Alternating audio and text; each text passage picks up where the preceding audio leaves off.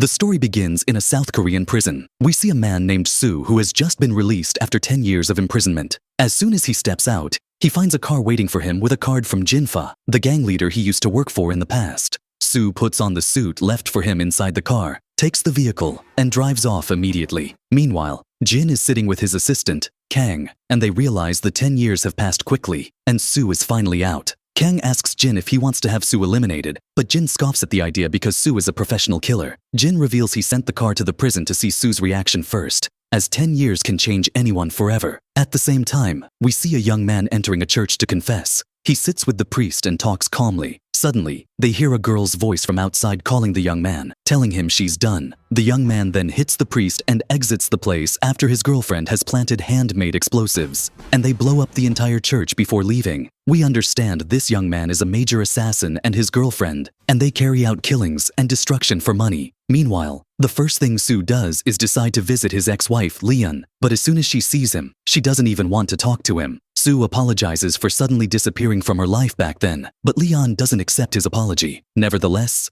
she takes him to see something important. They stop in front of a group of young girls practicing ballet. Leon reveals that when he went to prison 10 years ago, she was pregnant and later gave birth to a daughter named Yoonbi. Soo is shocked, as he never expected this, to the point where he quickly leaves the place and stops to think. Leon comes to him and says, "You're confused too? I won't let you near our daughter until I'm sure you've become a good person and forgotten about the killing and gangs of the past. Only if you can prove that will I let you get close to our daughter Yoonbi." She then leaves him. Soo continues thinking in his spot, but now we go back with him in memory 10 years. We see his wife Leon called him several times, but he didn't answer because he was on one of his assassination missions. He enters a nightclub after cutting off the electricity and kills anyone in his way with extreme professionalism and skill, especially since Soo was there to kill someone on behalf of leader Jin as usual. No one could stand in his way as he was a top-tier assassin, using a knife with incredible speed to harm anyone who came near and end their lives completely until he reaches the target. The target understands Jin sent him, but Soo doesn't give him a chance to speak and stabs him with the knife,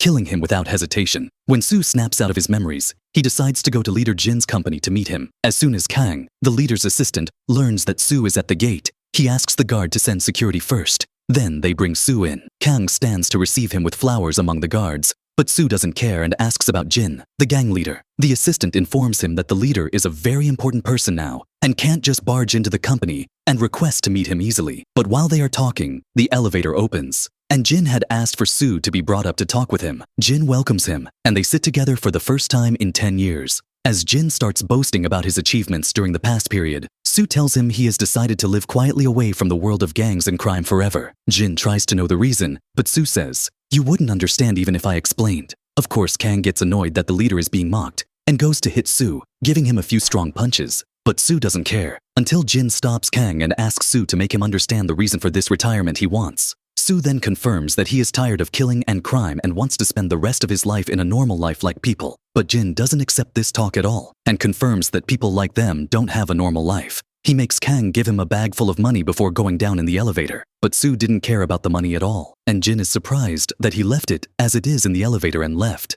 which angers Jin, and he asks his men to find out who Soo's relatives are and the people he will see, the first of whom is his ex-wife Leon. Leon is at her doctor friend's place at that time, and the friend tells her she has leukemia and her condition is advanced. As she returns home with her daughter, she asks her if she has ever thought about her father before. Yoonbi confirms that she has indeed thought about it and always feels that this is the only thing missing in her life. At night, Soo goes to visit one of his old friends, who was one of Jin's men in the past. But when he thought about leaving and starting a family, Jin ruined his entire life and made him live like the dead, especially since Kang, after Soo's imprisonment back then, got close to the leader and gained his trust, becoming his assistant. Soo tells his friend that he regrets becoming a criminal in his past life and will try in the coming period to live a normal life like the rest of the people. But his friend warns him about leader Jin and asks him not to visit him again so as not to cause problems for him, and confirms that if his life really becomes normal, he will come to visit him himself. As soon as Soo steps down from his friend's place, he finds Kang standing in the street in a car, gets out,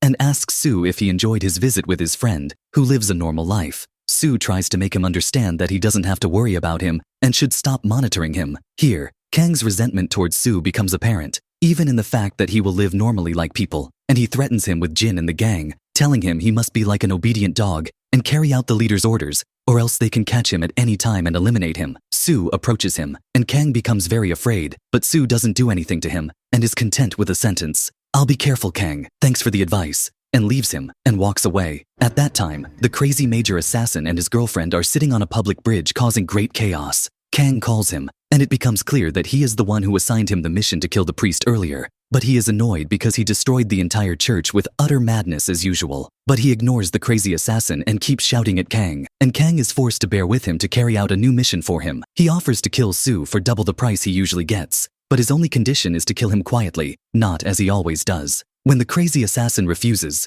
Kang quadruples the price. The important thing is to get rid of Sue as if it were a natural death. Indeed, the crazy assassin and his girlfriend accept the challenge. The next day, as Leon drops her daughter off for her lesson, she finds Sue standing on the other side of the road, but she ignores him, drops off her daughter, and leaves. Sue goes after her, having brought a toy for his daughter, but suddenly, he finds Leon feeling tired and falling to the ground unconscious. He takes her in the car and drives quickly to the hospital. When he finds the road blocked, he takes shortcuts with all recklessness just to get her there quickly. But the shock is that the crazy assassin and his girlfriend suddenly crash into him with a car, and the greater shock is that Leon is injured in her head and bleeding. Sue gets out to look at the crazy assassin's car while being extremely angry. The crazy assassin then takes his girlfriend and leaves the place. At that time, Sue is at the peak of his sadness because Leon died from her injuries. He also learns about the cancer issue when he goes to the hospital. He keeps looking at a picture of his daughter Yoonbi while remembering Leon's words to him when she confirmed that their daughter needs a good father to take care of her. He takes Leon's phone and goes to her house,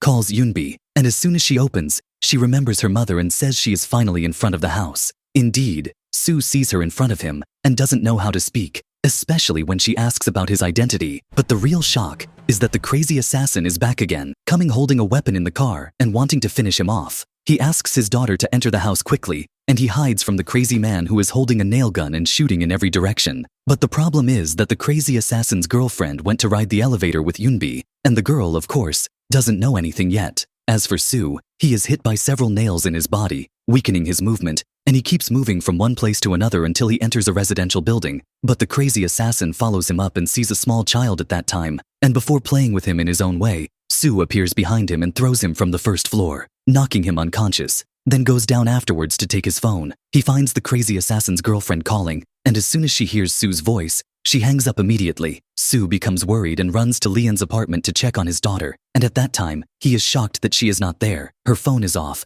and he gets more upset when he sees the medications Leon was taking and becomes very sad. Sue decides to take the cleaner in the car and moves from the place. At that time, Kang goes to sit with leader Jin at a construction site, and we understand then that the priest they killed was an obstacle in the way of Jin's new project. But Jin is not pleased with the crazy assassin's savage way of carrying out operations, especially since Kang relies on him primarily. As for the crazy assassin, they take Sue out of the car in a remote place and ask about the place where his girlfriend took Yoonbi. But of course, the crazy assassin mocks him and refuses to tell him. Sue gets upset and does a move to his shoulder, breaking it completely. And at that time, the crazy assassin is in great pain and understands that Sue is not joking, especially when he gives him another blow that throws him to the ground very easily. At that time, the crazy assassin tells him that his phone is receive only, and they have to wait for his girlfriend to call. Indeed, before he finishes his words, his girlfriend calls and asks to speak with him. Sue lets him talk to her, and when she finds out he is hungry, she asks Sue to feed him and take care of him, and she will call him again to see what they will do, especially since they are supposed to kill him. As soon as the call ends, Sue gets extremely angry and strangles the crazy assassin with all his strength and was about to kill him, but he can't because he doesn't want to endanger his daughter. At that time, Kang is worried that the crazy assassin hasn't called yet to tell him he killed Sue, so he keeps calling him while he doesn't answer, until Sue opens the call, and they hear the crazy assassin's voice in pain. Suddenly, Sue crashes with his car into the company headquarters in front of Kang and the gang, so Kang asks his men to get Sue out of the car immediately. But Sue is furious at what happened and decides to run over the men one after another with the car in the company yard until he easily finishes them off, to the extent that the crazy assassin himself tells him, "Enough, I'm dizzy." But Sue doesn't care and hits Kang with the car, throwing him into the water, then gets out after that to grab him while being extremely upset and asks him about his daughter Yoonbi. Of course, Kang doesn't know anything about the Yoonbi issue, but one of the men comes and immediately pulls Sue away from him and enters into a fight with him. Kang takes advantage of the opportunity, gets out to get a rifle, and shoots 2 shots towards Sue, but neither hits him, and he runs away from in front of him quickly to hide next to the car. At that time, the crazy assassin offers Sue to leave from here, and he will return his daughter Yoonbi to him, especially since Kang is shooting randomly. Sue agrees because in the end, all that matters to him is his daughter, and they take the car and move from the company after completely destroying it, and Sue hits the crazy assassin in his nostrils, making him bleed. At that time, the crazy assassin's girlfriend is sitting with Eunbi and tells her, "Your father turned out to be very brave." The girl tells her she doesn't have a father and doesn't know him at all. The innocent girl thinks they kidnapped her for money and confirms to her that her mother is poor and they won't be able to pay a ransom, all while the girl still doesn't know that she will never see her mother again because she died. But the crazy assassin's girlfriend doesn't care about all this and takes her to lock her in a cage and tells her this is now her room, and if she tries to get out of here, the dog will run after her and kill her. At the same time, Sue stops at a gas station to prepare the car and goes in to treat the wounds he sustained during the battle. The crazy assassin takes advantage of the opportunity and enters the supermarket, offering the cashier $100 to make a call. Indeed, he takes the phone to call his girlfriend and warns her about Sue because he is not easy at all and has hidden a bomb in his car. When Sue comes out, he finds the cleaner sitting in the supermarket, and suddenly the crazy assassin's girlfriend calls him and tells him, "Let's meet to make an exchange." She tells him the crazy assassin will take him to a place he knows, and he takes your daughter Yoonbi and leaves him. At that time, Sue wanted to talk to his daughter, but she is asleep, so the crazy assassin's girlfriend reassures him that as long as her boyfriend is safe and sound, his daughter will be fine too. When morning comes, Yoonbi manages to open the cage and get out of it, and moves very quietly because she was afraid the ferocious dog would hear her. But she finds the dog and the crazy assassin's girlfriend in front of her, and she takes her back to the cage, praising her intelligence for being able to open the cage, but warning her that if she does it again, her fate will be death. As for leader Jin, he arrives at the company and sees the destruction that happened, so he picks up the broken statue head and tells Kang, "If it falls from your hand, consider yourself dead." He makes one of his assistants start hitting Kang with all his strength to justify his position. Kang immediately confesses to him that he hired the crazy assassin to kill Sue, but things got out of control. The assistant hits him again in the face, making him bleed immediately. At that time, Kang tells the leader he wants to kill Sue because he is trying to diminish his worth. And suddenly his tone changes as if he is fed up with working with Jin all the time and carried out many dirty missions for him. And in the end, he treats him this way. But the weapon is in Jin's hand, and this terrifies Kang. However, the leader refuses to kill him and asks him not to interfere in this matter again, and he will handle it, and tasks one of his assistants to get rid of Sue. At that time, Sue is in a junkyard waiting for the crazy assassin's girlfriend, who is preparing a set of hand grenades for Sue. Suddenly, the crazy assassin calls Sue and tells him it's time to leave from here and go to another place. Sue complies, and all he is thinking about is saving his daughter, whose mother died without her knowing, and even her father, whom she has never seen, got her involved because of him. All these feelings made Sue act nicely with the crazy assassin because he wants to get his daughter back and compensate her for everything. He keeps driving the car on the road until night falls upon them, but he gets very tired and loses control of the car, so he parks on the side to rest a bit. The crazy assassin tries to ask him about his daughter, but Sue doesn't speak. Here, we learn the tragic background of the crazy assassin's personality. When he was young in a group of children, they used to bully him every day, and every day he tried to escape from them, but they would find him and beat him up until one day he returned home late and was surprised to find the group of bullies in his room after they stole the whole house, sitting drinking and playing, and nothing mattered to them. From here, the crazy assassin decided to set the whole house on fire and went out to watch the fire from afar. But at that time, he remembered that his grandmother was sleeping in a room and died with them. He interrupts Sue and says, "Let me tell you my story. You killed my wife." And before he finishes his words, he finds the crazy assassin's girlfriend coming from afar on a motorcycle and throws a grenade into the car. And the cleaner gets out immediately, but Sue throws it to explode outside at the last moment. This angers the crazy assassin because he can't kill Sue no matter how hard he tries. But he gets on the motorcycle behind his girlfriend to escape from here. But Sue, of course, doesn't leave them and takes off after them with the car. So a fierce chase occurs between the two on the highway. Even though the girl is professional in driving and tries to escape with the motorcycle more than once, Sue had a will of steel and continues after them despite the difficulty of the road. When they enter the tunnel, the crazy assassin decides to throw a grenade into a truck to explode and disable Sue. And indeed, his plan succeeds.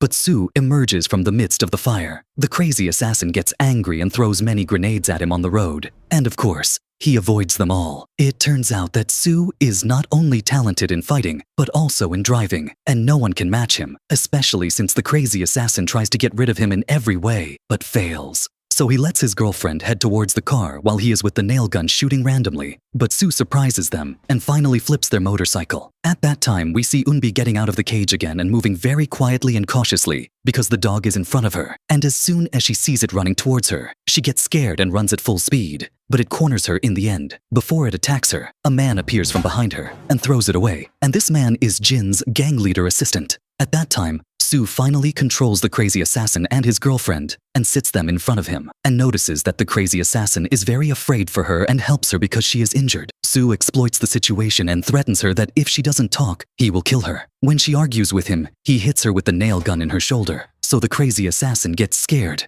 and they decide to move with Sue to the place where they are holding Eunbi. Finally. But the crazy assassin is surprised as soon as he arrives when he finds his dog dead. When they walk around the place a bit, they find the gang leader's assistant. So the crazy assassin goes to talk to him and tells him, "Go kill Sue, and then we'll talk." But the assistant gives him a blow that knocks him unconscious immediately. He goes to put the chair and sits on it while challenging Sue, who tries at that time to attack him, but the fighter throws him to the ground. So our hero Sue understands that he is not easy and must be very careful in fighting him well. Indeed, we notice that Jin's assistant is a very strong and violent fighter, and also Sue is injured, which makes him lose his balance more than once. He puts the chair on him and sits tying him from his leg, then pulls Sue afterwards, dragging him on the ground, and he is no longer able to continue. At that time, the fighter ties Sue from his neck to end his life forever, but suddenly he finds a blow with an iron rod coming to his neck from the crazy assassin, but he hits him, knocking them unconscious again. However, he can't remove the iron rod and falls dead on the ground, so Sue goes in front of the swimming pool to wash his face and hands from the blood, then sees his daughter hiding inside the cage, so he goes to open it for her, and his eyes are full of tears. Especially after she asks him, "Who are you?" He asks her to return home, and he will explain everything to her, and offers her his hand for the first time in his life, takes her with him, and walks away unable to continue. But he is shocked that the crazy assassin and his girlfriend left bombs at the exit and escaped. So he carries Eunbi and jumps with her into the swimming pool at the last second, especially since the whole place explodes because of the crazy duo. The crazy assassin and his girlfriend leave in the car, thinking Sue is dead. But the problem is that the car is completely destroyed and breaks down on them in the middle of the road. Suddenly a car comes and hits them, and they flip over with great force. Kang gets out of that car and lets them know that he was humiliated because of their failure, and this is the price. The crazy assassin curses at him while bleeding and says, "So you won't bring the compensation for killing Sue we agreed on?" Kang mocks them and prepares to kill him with the rifle, but the crazy assassin's girlfriend hits him with the nail gun in his neck. At that time, Sue arrives carrying his daughter, and we learn that he did not die. He sees the crazy assassin sitting with his girlfriend, who died while he is bleeding and looks like he will die with her. He looks around a bit and sees Kang sitting in his car bleeding too, who with audacity asks Sue for help, but of course, he doesn't respond to him and walks away. After a while, Sue is sitting with his daughter Eunbi in a garden, and she decided to give her father a second chance and live with him in peace. And here the story ends.